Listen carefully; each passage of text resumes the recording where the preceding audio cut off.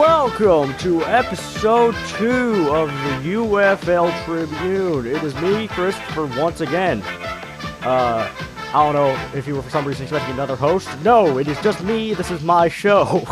But, yeah, welcome back. It's been about a month since the last episode. There was not much news to cover, but we are under the 100-hour mark to the start of the 2024 UFL season.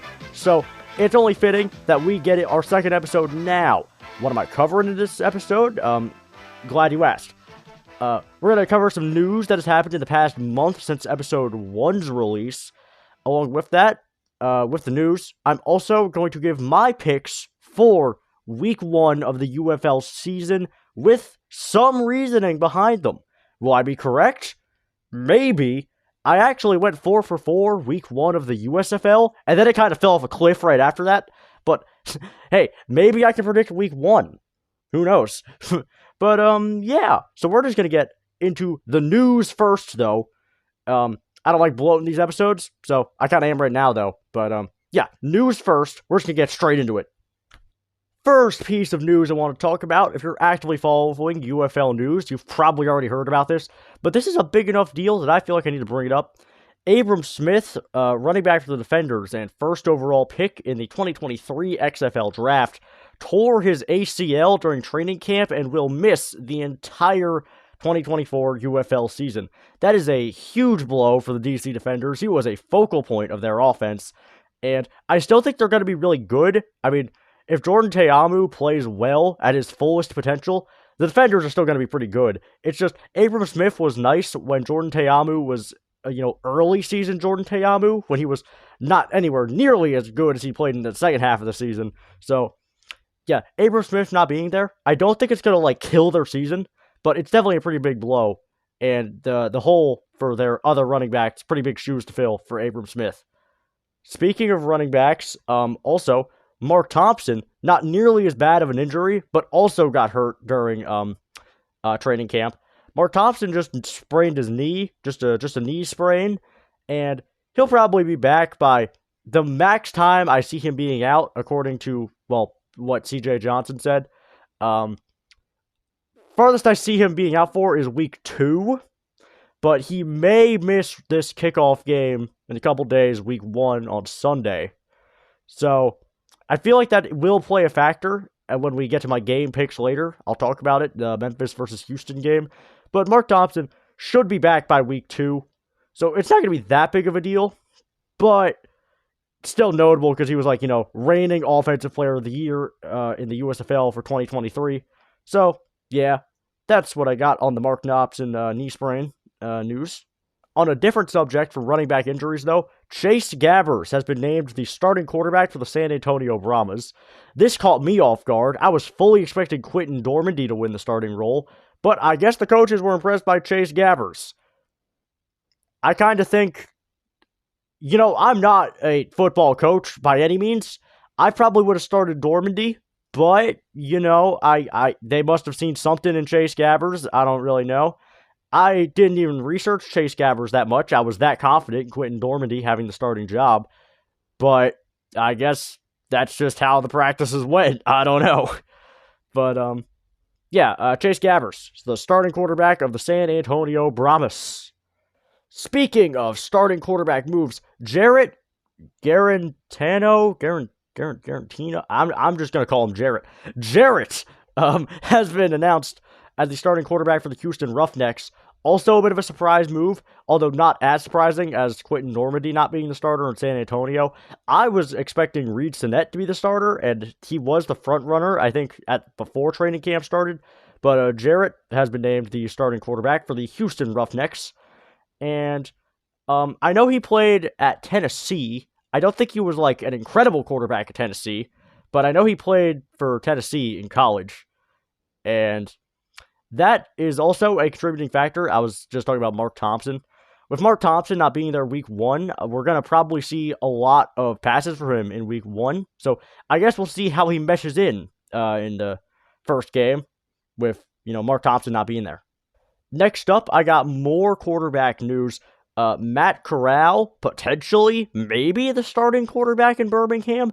I thought J'Mar Smith had that job locked up, but I guess Matt Corral's been doing pretty good in training camp. We don't have a official word on if Matt Corral is the starter, but there has been some rumors that he may be the starting quarterback based on what the Stallions have been posting on their social media services. They've been posting a lot of Matt Corral and not nearly as much of J'Mar Smith on social media, which has led some people to believe that he will eventually be named the starting quarterback.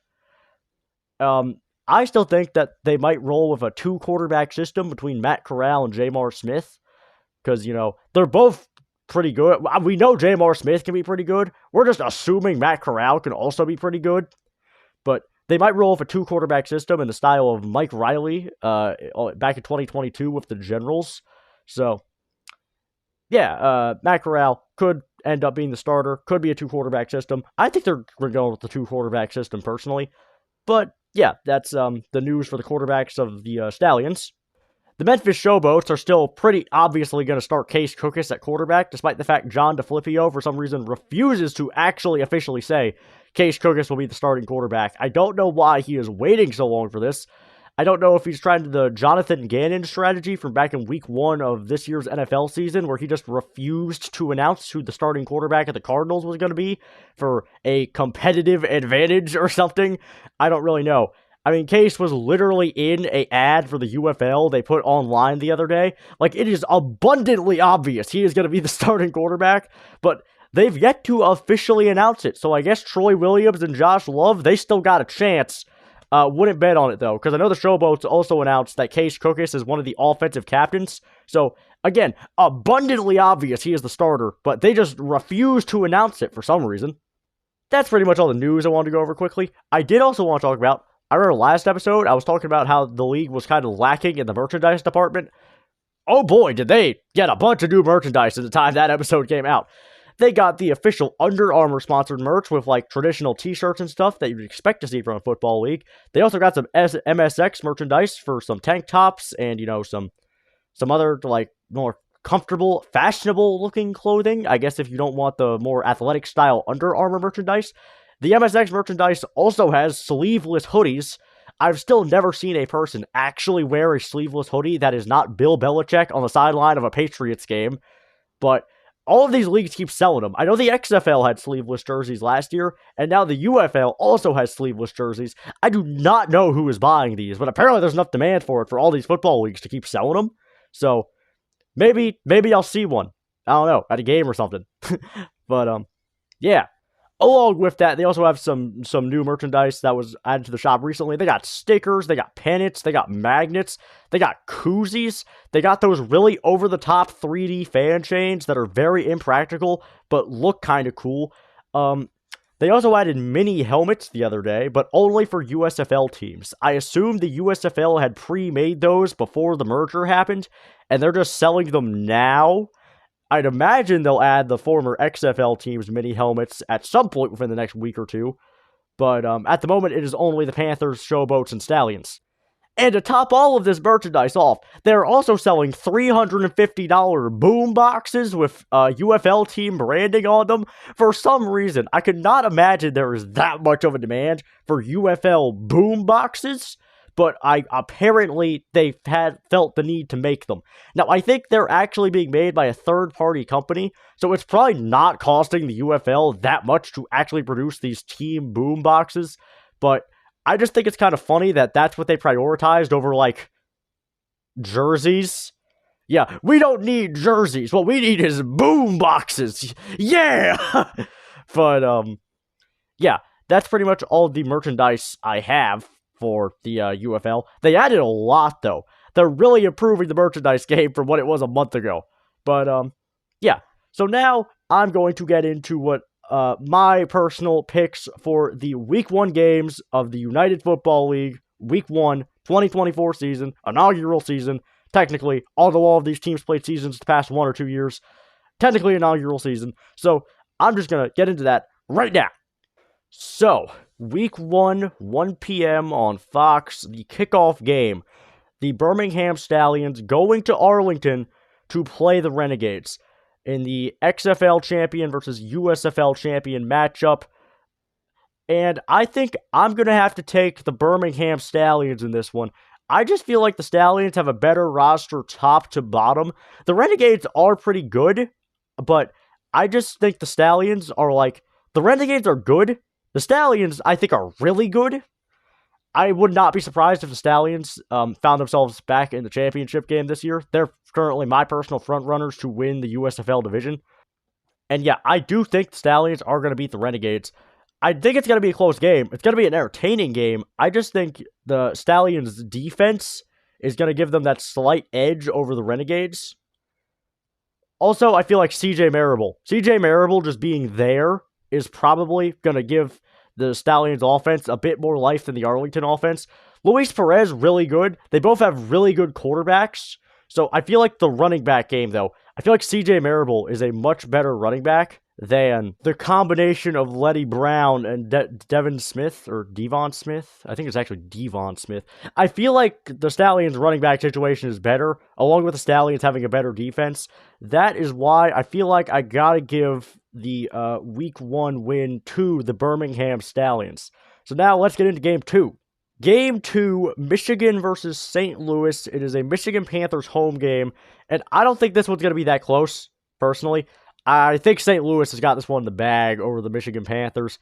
I mean, first, we can start with the quarterbacks if you'd like. A.J. McCarron, miles better than E.J. Perry, if you're asking me.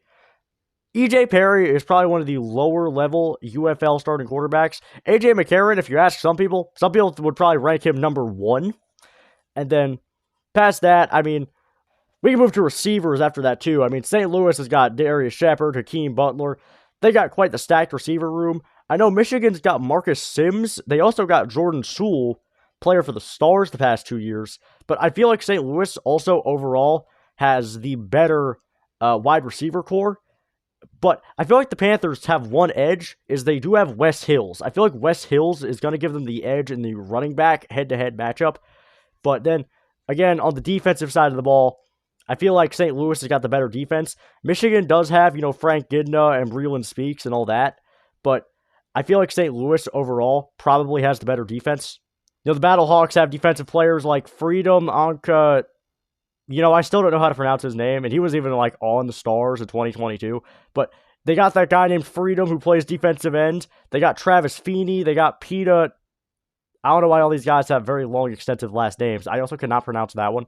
I'm actually going to try on that one. They also got Peta Teo Nupinu. Just going off the roster list, I think that's how you pronounce his last name. And also picked up after being cut from the Stallions, Battlehawks also have Channing Stribling. I just feel like they outclassed Michigan in almost every single way, aside from running back. I feel like Wes Hills is a better running back than Wayne Gilman. But I do feel like on the road, St. Louis is going to get their first win of the season versus the Michigan Panthers Week 1. And now we're going to move into San Antonio versus DC, a Brahmas home game. This is another game that I feel like is not going to be that close. I feel like the Defenders, even with the loss of Abram Smith, will beat the San Antonio Brahmas in pretty convincing fashion. I feel like the San Antonio offense is not going to be up to snuff with the DC defense. DC's got, TJ Barnes, Davin Bellamy, Michael Joseph. They also have a pretty stacked defense, kind of like the St. Louis-Michigan game. I just don't feel like San Antonio's offense, led by Chase Gabbers, is going to be able to play well against DC's defense. They are called the Defenders for a reason. So, DC's offense, too. Again, even with the loss of Abram Smith, Jordan Teamu is very powerful. Powerful? I don't know if powerful is the right word, but that was the first thing that came to mind. Probably talented. Talented is probably the word I was looking for. Very talented quarterback. He can make pretty explosive plays. And I know I keep bringing this up, but even with the loss of Abram Smith, I feel like Darius Haggins and Cameron Harris should be able to do well enough in the shoes of Abram Smith. I know a lot of people who just started paying attention to the UFL because Destroying signed with the Brahmas may not be too happy with this, but I do think that the Defenders will get the win over the San Antonio Brahmas this Sunday. This leaves us with one more game, Houston versus Memphis, and I think this is going to be probably, I'd say second closest game. The closest game I feel like we're going to have this week is Arlington versus Birmingham, which the Stallions, I do think, will win.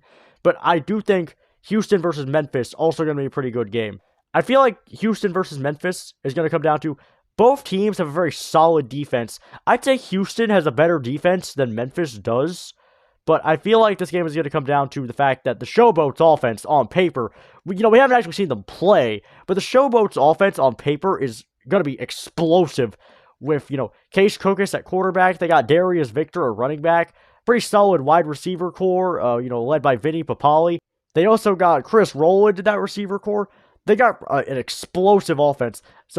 And on the opposite side with Houston, they still have Jarrett Garantano, or that's how you pronounce his last name, Jarrett Garantano, leading the charge. And also, with the injury to Mark Thompson, I don't think he's going to play week 1. There is that small chance Mark Thompson is going to play week 1. I think Mark Thompson's not going to play till week 2. I'm not a doctor, and I also do not know Mark Thompson, but if I had to guess, I don't think he's playing week 1. So I feel like that and the inexperience of a quarterback who's never played in the league before. Meanwhile, well, I guess technically none of the quarterbacks ever played in the league before, but hasn't played in spring football before.